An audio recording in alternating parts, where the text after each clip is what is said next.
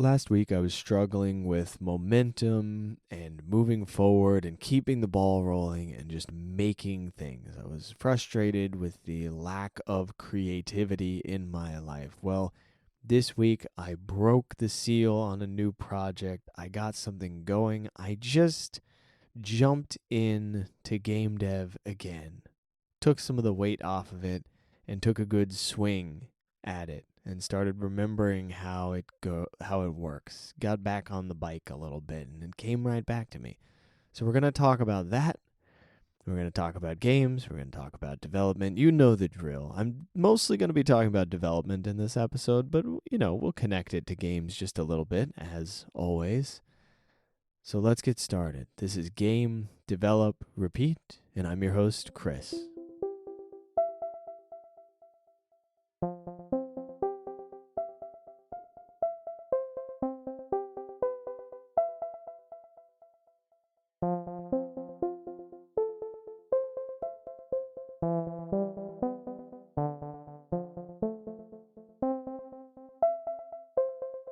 Have you ever tried to come back to a game after putting it on hold for months or even years? You've got an old save file and you look at it and you go, I don't know, man, what was going on in that story? I think I know where I was. And then you open it up and you're like, ooh, I have no idea where I was. This is much more of a thing in old school games or games that don't have a lot of quest tracking. This was a problem that we ran into in the JRPG golden age where you're like, well, I don't remember where I was. This game takes 80 hours to beat. I'm about 45 hours in, and was I grinding? What was I doing? Oh no, there's a whole world map, and I have no indication as to where I need to go.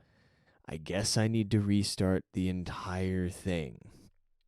Did that happen to you? That happened to me too many times, to the point where I did not finish a bunch of different games because I reset them so many times. I would hit the same breaking point every time. I would hit the same moment in the game where I just go, this kind of sucks and I don't want to push past it. I'll just wait a little while and come back to it. And then what do you know? Oops.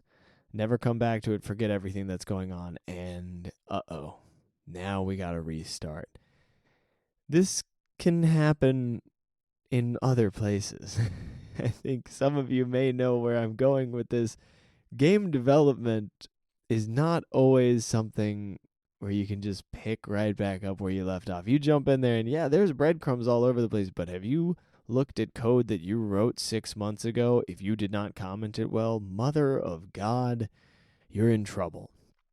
Right? There's no quest log. There's no easy picking it back up. You can make one. You can set yourself up for success, maybe, but if you're like me, you might not have set yourself up for success. We'll get into that a little bit more. But what do we do in games to prevent this problem? Like, what games have you played where you don't have this issue? Dragon Quest XI, single greatest game for this problem that I've ever experienced. I could have not played that game for 3 years, jumped back into my save file, and known exactly what was going on and just kept playing the game. It's beautiful. It's so well done. They just give you a little cutscene every time you load up the game that goes, hey, here's a little refresher. Here's where you were. And then I don't have to keep the game in the back of my mind all day, every day. I don't have to remember what's going on in this fictional world. I can let go of it and I can play the game at whatever pace I want. I love that. That is a feature that I wish more games had. Because then you don't have to binge it. You can do whatever the heck you want. You can take as long as you want. You can visit other games, come back to it. Just give me a little recap. I'm sure it's a difficult feature to add for however many reasons and put the polish on it, but oh my God, it adds so much. I absolutely adore that for a huge game. I think most of us don't have to worry about that in our own development cycles, right? Most of us are not looking at an 80-hour epic RPG with all these different characters and writing and all of this stuff. So we don't really have to go, how am I going to make sure that they don't that they don't forget where the story was? Whatever. And then there are other approaches to it that that aren't as great but are still good. People will give you like a big glossary of like where you are right now and like what the characters' motivations are, and they'll give you this big interconnected web like Final Fantasy 15. No, wait, 16? Is that the latest one? Final Fantasy 16 does this. It's got this big interconnected web of like you can look at characters' relationships and backstory about the world and whatever. I don't really like that much because I feel this strange obligation to like dive in and read every detail, and I'm like, oh well, I'm gonna miss things. And I'm not here to do that anymore. I'm not gonna actually read it. I feel like, if I miss stuff, I miss stuff. But it's not the most clean cut method for refreshing the player, for getting you back into the experience. I love Dragon Quest's way of handling it, of just playing this little hey, last time on Dragon Quest, a little reminder thing that you can skip. It's fine, skip through it, but it's just a little something to hook you back in and go, welcome back to this world. This is what is going on. Come on in, join us here. I think they found the most effective method of doing that I've seen to date. I love it so much. It's such a clean tactic for not just refreshing people who have walked away from the game for too long, but for bringing you back into the world. It adds to the immersion. It adds to your connection to the environment, and I love that. I think that's a really beautiful, welcoming way to design a game. There are other games that do not do this. There are games that leave you cold and stranded in the dark if you walk away for a week. You come back and you go, oh, there was like some weird, almost narrative puzzle where I have no idea what the next thing that I'm supposed to do is, but I just kind of have to figure it out. I'm just going to talk to every single person in this town up to 3 times to make sure that I got through all of their dialogue. And also I'll run around next to all the walls and just keep tapping this button to search for things that might be hiding. It's not as enjoyable. And here's an odd lesson to take away from this. I love it when a game puts a mechanic in, or a developer puts a mechanic in, and the mechanic knows exactly what its purpose is. I love it when you look at a game mechanic and you go, ooh, that is doing this thing, and it's doing it perfectly. For instance, the drowning in Sonic the Hedgehog. Every single element of you needing to get to an air bubble is pushing so aggressively towards air bubble, air bubble, air bubble. There is nothing else that mechanic is trying to get you to do in that moment. It is like you need air, you have to get air. Air is the only thing that matters. You have to get air. Same thing with Subnautica. If you're running out of air, you have to get air. That is the only thing that you were thinking about. It is a clear mechanic that gives you a specific goal and says, this is what is up. This Dragon Quest mechanic of giving you a refresher is doing one thing. It is bringing you back into the world and making sure you know exactly where you were. It is going, hey, here you are. You're ready? Okay, good. Let's go. There's a mechanic in, oh no, I just lost it. I thought of it and I lost it. That's so unfortunate. I talked about Sonic. I talked about Dragon Quest. Oh, Resident Evil. Resident Evil has these safe rooms and the save mechanic and the tapes are a scarcity mechanic to make you feel less safe, and then the safe rooms make you feel more safe. There is so much power in a simple mechanic that is really well executed, and I love to see that because it's so intentional and it's so clean, and you don't even have to think about it to understand it. It just registers subconsciously. You just go, oh, I'm safe here, or oh, I'm in danger, or oh, I know what's going on. I'm back in this world. There's no confusion. There's clear, fantastic communication. And when I come back to a project that I've been ignoring for a while, boy, there is not clear communication. Because you usually don't plan to ignore a project. You kind of just fall off of it and you go, whoops. And whenever you come back to it, you go, oh boy, I wish I left this in a better state. I have no idea what's going on. And then you got to decide, do I come back to this project? Do I start the same project anew, like start a new save file? Or do I go on to something different and let this one be in the background and maybe let go of it, maybe put it on the back burner, whatever it may be? We're going to talk about that. Do I want to do a fresh start? Do I want to pick back up the project that I was working on? Do I want to work on a different project entirely? That's what I'm exploring right now. Maybe you'll enjoy exploring it with me for a moment.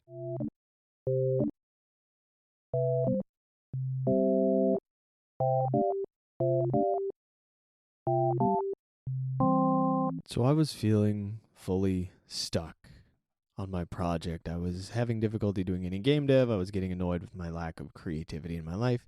And here's what I did. I let go of my project temporarily, wrote down some notes about something much smaller, and then just went, what if I prototype this one mechanic? I wanted to think through everything. I wanted to engineer it. I wanted to figure out all the details. I wanted to dive deep on every single thing that this game would eventually be. And then I was like, well, if I try to do that, I'm not going to do any of that. So I need to just do something. I need to code something. There are too many obstacles in my way right now. I don't remember what it's like to code in Godot right now. I don't remember. I feel like I don't remember these things, even if I do. I need to get on the bike and hit the pedals a little bit before I try to do like mountain biking, if that makes any sense. I need to just get on there and make sure I still know how to do it at a fundamental level. So that's what I did. I went, okay, I feel a little bit intimidated by making a like combat menu for like a JRPG, but let me just make a thing where if I hit attack, it does damage to a thing, and I'll use the signal system in Godot and make this just clean, simple, boom, done. I did, and it went so much faster than I expected it to. I went into this feeling like, oh man, I'm going to do this whole thing. It's going to be like learning Godot all over again. It's going to be like learning Unity for the first time. I have to restart from the beginning. And like my brain fully believed that it was going to be an incredibly miserable long process where I don't remember a single thing, blah, blah, blah, blah, blah. Turns out I started a little bit and then I got stuck on one thing and then I checked one of my old projects and I went, oh yeah, that's how that works. And then I was like, oh, okay, we're good. Right? It was just, oh, okay. Oh yeah, that's kind of how signals work. And then, oh, well, if I do this, I can make this a signal manager and I can do this singleton and like this will be fine. And then boom, boom, boom. Great.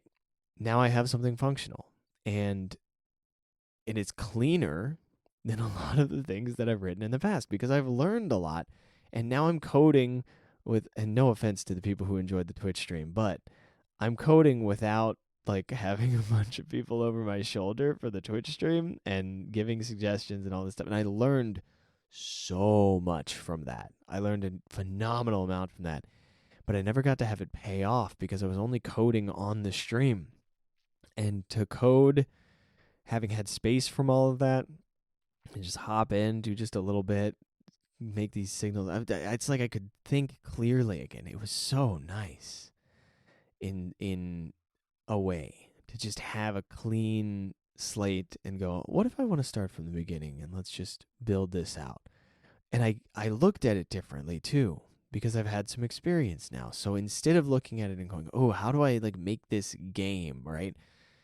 I looked at it and I went, how do I make this one element of this game and make sure that it's easy to plug into other elements if I decide to continue with this? It doesn't have to immediately be fully connected to everything.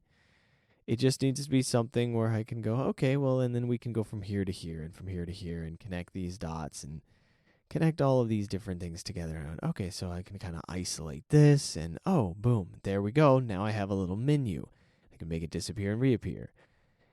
And I'm just, it's so nice to have a little bit of an understanding when I expected to be so lost in the water. Because there have been a lot of times that I've jumped into game development and I've gone, oh, I'm drowning out here, right? I'm absolutely suffering. This is too much.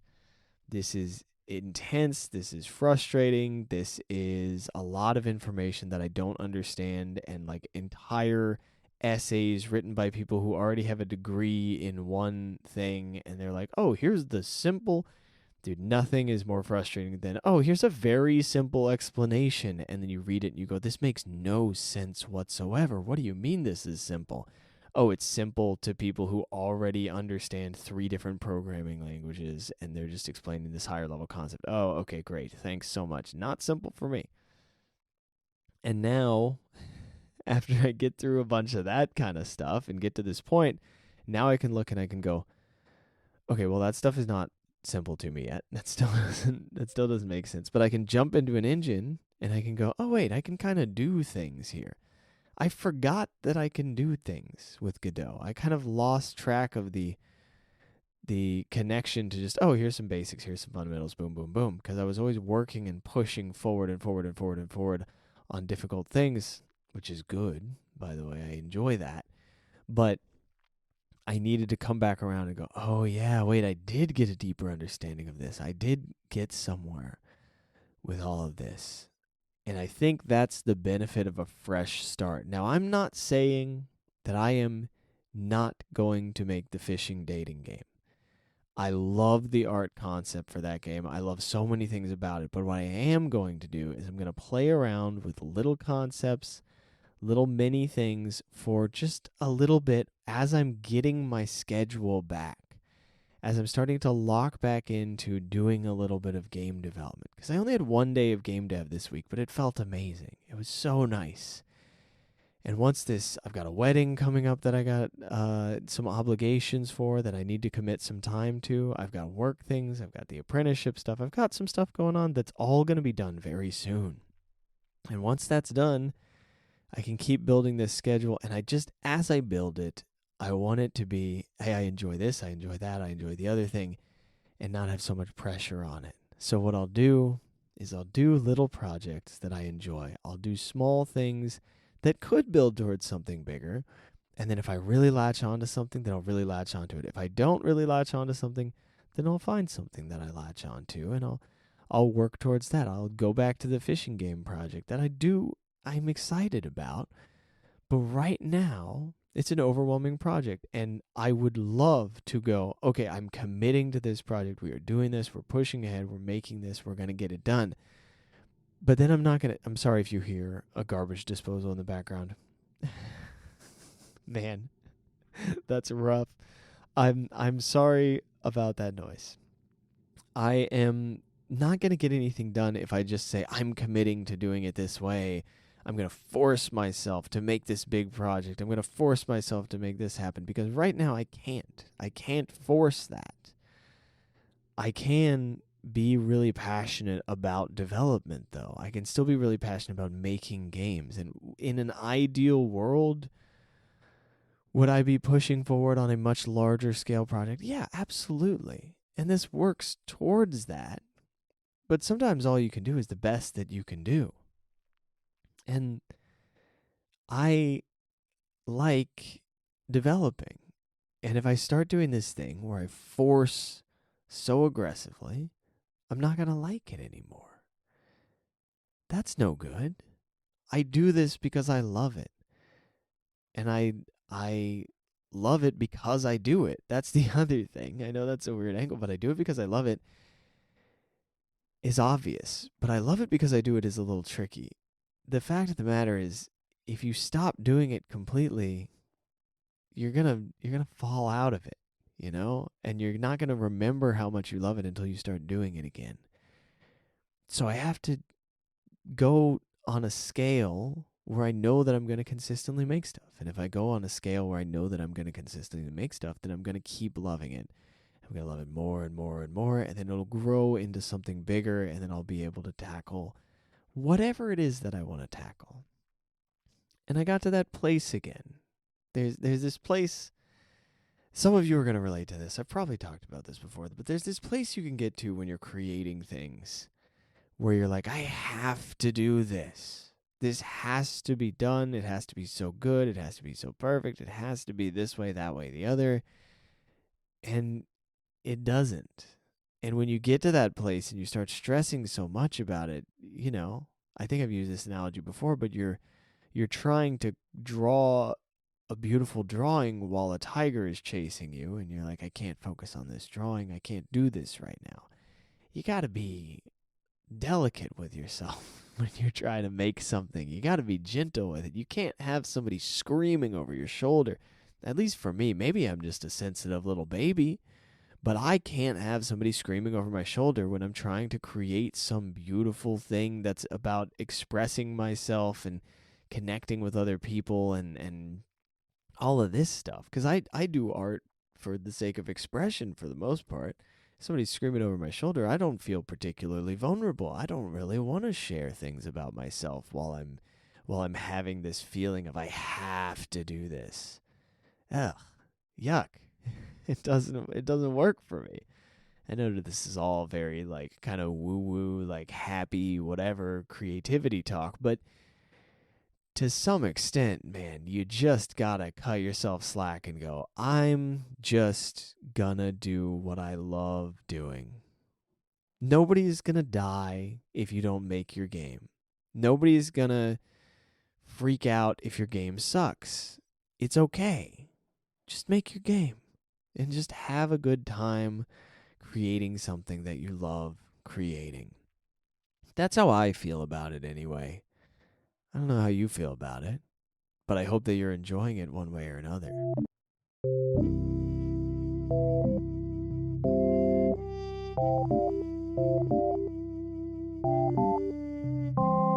Here's a question for you.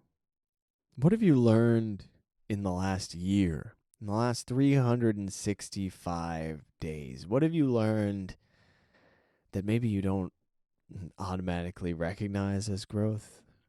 Because that's kind of what I ran into as soon as I did a fresh start on some programming and just opened up a new project and messed around. I went, oh yeah, I couldn't have done this a year ago. No way. And then you can acknowledge your progress and go, oh, maybe just doing a little bit will keep making this progress. Maybe this is something that's worth continuing to invest my time in. Maybe all I need is a little bit of growth every day. So, sorry, I'm being a cheeseball today. My question for you is, what have I learned in the last year? It doesn't even have to be about game development, by the way, because game development is a reflection of life. It is not just about the game you're making. It is about your communication skills with other people. It is about your connection to yourself and your understanding of your own perspective and how different other people's perspectives can be. But now I'm rambling, and I'm tired. And tomorrow's Monday, so it's time for me to go to bed. Well, I guess for you, it's Monday morning right now. Have a good day, or whenever you're listening to this. Thank you for joining me, as always. I really do appreciate it. It's so nice to have this community, and I'm so glad that we're keeping things going after all this time. So I'm grateful for you. I'm glad that you're here listening, and I will talk to you in the next one. Until then, you know the drill. Get out there, make some stuff, and have fun with it. Bye-bye.